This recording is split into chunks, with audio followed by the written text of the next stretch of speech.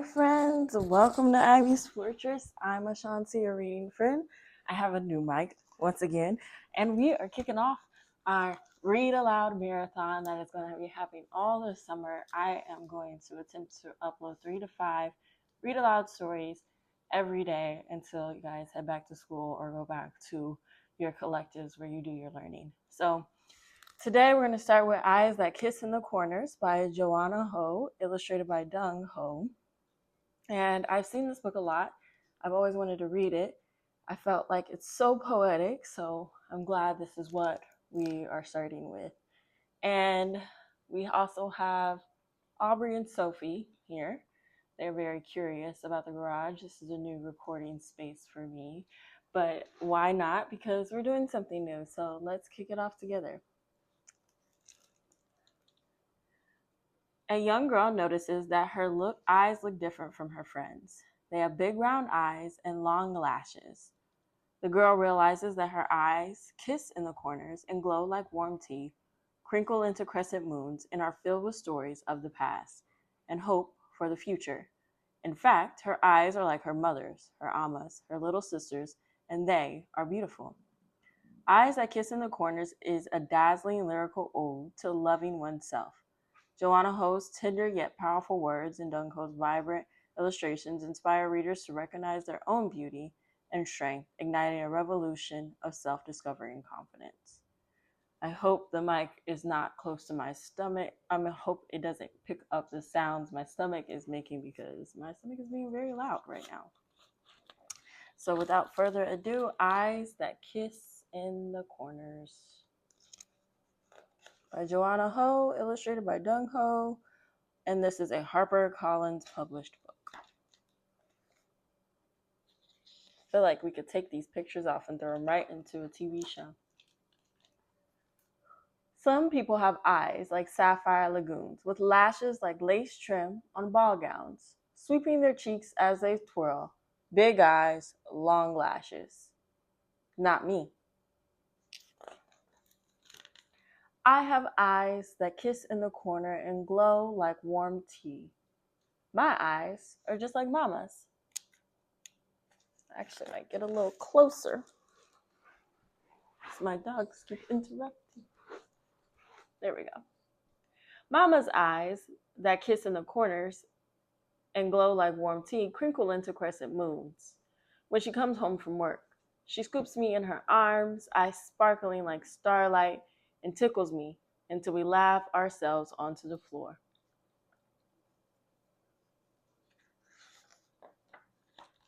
When Mama tucks me in at night, her eyes tell me I'm a miracle. In those moments when she's all mine, flecks of dancing gold tell me I'm hers too. My mama is my sun and sky, and her eyes are just like Amma's. It's crazy. She looks like Mulan. The illustrations are very similar. Amma's eyes that kiss in the corners and glow like warm tea don't work like they used to. But she sees all the way into my heart and can even read my mind. That's a good grandma. Her eyes are filled with so many stories. I can fall inside them and swim until time stops. I see Guanin with the monkey king sitting on a lotus serene, baubles of lychee trees, and mountains that reach for the sea. My Amma never ages, and her eyes are just like Mimi's. Mimi's eyes that kiss in the corners and glow like warm tea blink against the window until I come home from school. They disappear beneath her too smile when I walk in the door. She toddles after me, gazing up at me like I am her best present.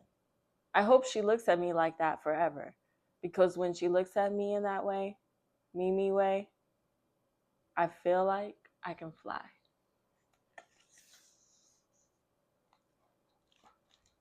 Mimi's eyes that kiss in the corners and glow like warm tea are just like mine. My eyes crinkle into crescent moons and sparkle like the stars. Gold flecks dance and twirl while stories whirl in their oolong pools, carrying tales of the past and hope for the future. My eyes found mountains that rise ahead and look up when others shut down. My lashes curve like the swords of warriors, and through them I see kingdoms in the clouds.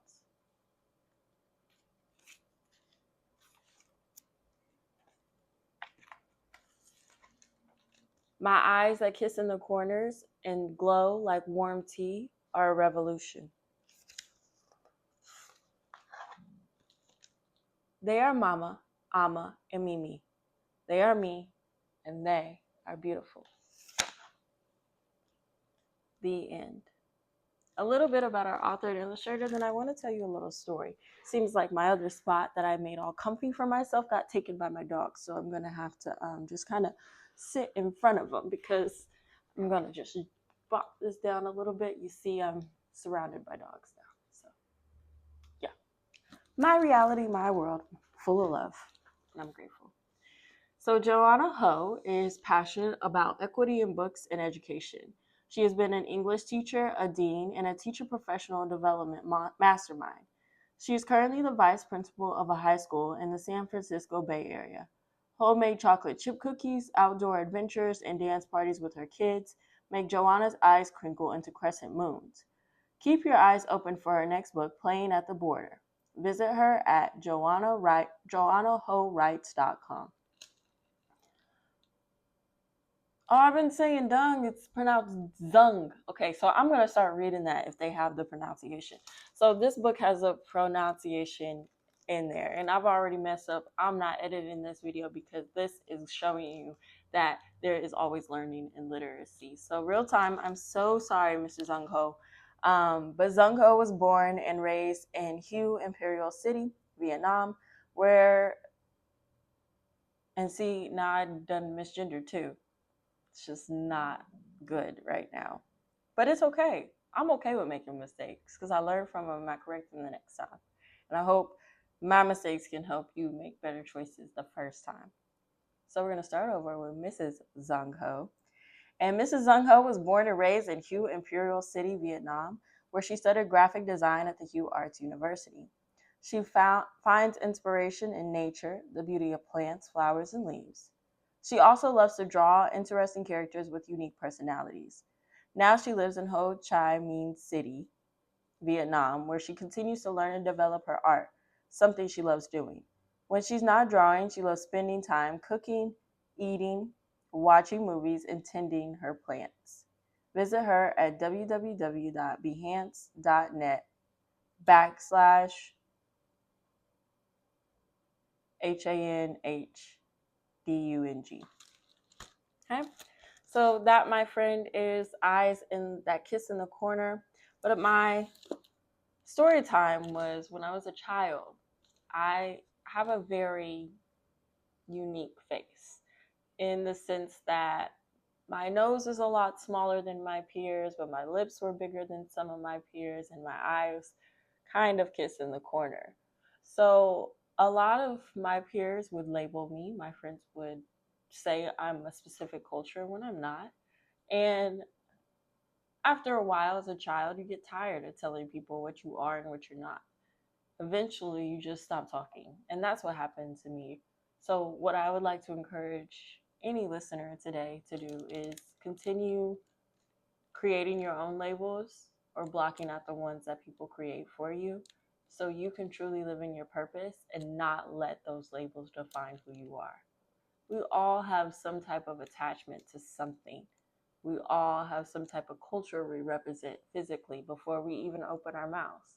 But what we can do is be graceful and empathetic with each other and know that just because we look different, just because we sound different, just because we present differently, we're all the same at the core. And to love each other, laugh with each other, be silly, and make fun jokes, that's ultimately what a lot of us live for. So let's do that. Well, I'll catch you next time. Bye, friends.